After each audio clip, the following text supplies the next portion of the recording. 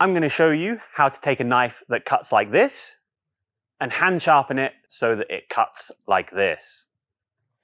Hi, I'm Tom here at Sharpening Supplies, and if you're here, it's probably because you're tired of using a dull knife. Dull knives crush and tear food instead of slicing, making meal preparation that little bit more difficult. A sharp knife is effortless to use and makes preparing your meals a lot more enjoyable. If you enjoy cooking, then you'll probably enjoy using a sharp knife. And the best way to make sure you've always got a sharp knife is to learn how to sharpen it yourself.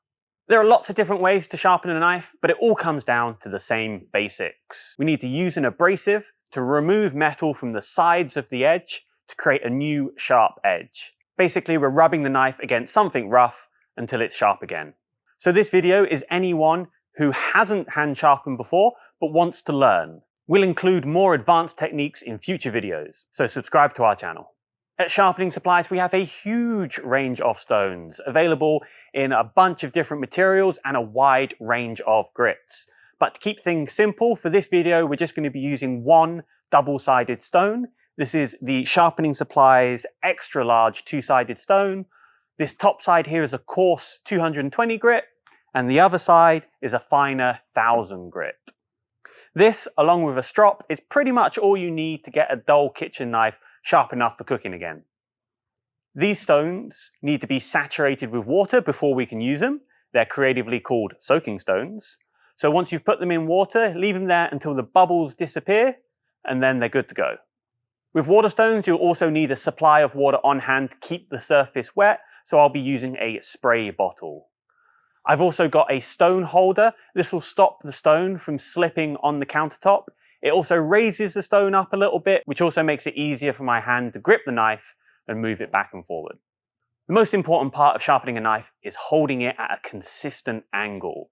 The coarse side will remove more metal with each pass than a finer stone. This means we don't have to hold the correct angle for quite as long as if we were starting with a finer stone. For a general purpose kitchen knife, about 20 degrees is a good angle to sharpen your knife to. To find that angle, we're just going to hold our knife straight up against the stone, perpendicular, so it's 90 degrees. We're going to half that angle, so we're at 45 degrees. Then we're going to half that again, and we're going to be at 22.5 degrees. Lower it a smidgen, and then you're at about the right angle you need to be. How you move the knife over the stone isn't quite as important as maintaining the correct angle. I'm going to show you how I like to move the knife over the stone, but stay until the end of the video and I'll share a few different ways to move the knife back and forth, some of which you might find a little bit more comfortable. I hold the knife in my dominant hand with the edge facing away from me. I like to put my forefinger on the side of the blade near the heel and the fingers of my non-dominant hand on the side of the blade near the tip. This gives me good control over the knife. With this knife, I need to pull the tip back towards me so the knife is laying across the stone at a slight angle so I can sharpen the heel of the knife without the handle getting in the way and hitting the stone. When I have the correct sharpening angle, I'll apply a little bit of downward pressure, but not much. I want to be able to hold this knife at a consistent angle. As I push the knife across the stone and I move towards the tip of the knife, this knife has a slight curve to it, so I'm going to have to raise the handle up a little bit in order to maintain the same angle while moving towards the tip. I'll make 5 back and forth motions, and then I'll check to see if I've raised a burr. When we're sharpening, the stone is going to be pushing metal from this side over onto the side that hasn't been sharpened yet. As I run my fingers off this edge, I should be able to feel some of that metal that's being pushed over. That's the burr. If you can't feel a burr, then you might have to perform a few more passes. Depending on how dull your knife is, you might end up having to do this quite a lot. When you can feel a burr along the full length of the edge, then I flip the knife over so that the edge is facing towards me. I like to put my thumb on the side of the blade near the heel is, where my forefinger was before, and again resting the fingers of my non-dominant hand on the tip of the blade. I'll perform 5 back and forth motions again, and then feel for a burr on this side. Once I've raised a burr all along the edge on this side, then I'll switch over to the 1000 grit stone.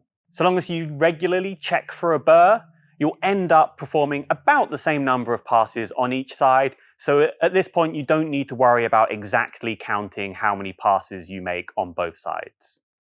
On the 1000 grit stone, I'm going to repeat that whole process, raising a burr on one side, flipping the knife over, and then raising a burr on the other.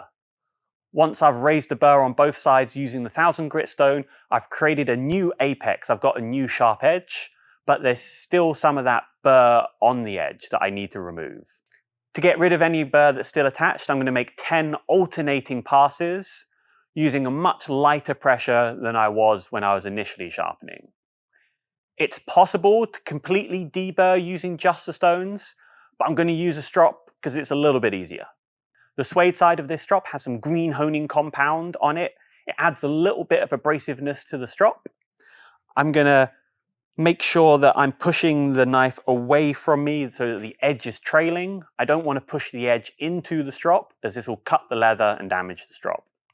I'm going to make 10 passes on each side, and then I'm going to test the edge using a piece of paper. A properly sharpened knife should be able to cleanly cut through a piece of paper. Try and slice so that you're using the entire length of the knife. If any part of the edge catches and tears the paper, then you've probably got a little bit of burr left in that area. Go back to the strop and concentrate on that area to remove any burr. Once you've stropped a little more, then try slicing the paper again.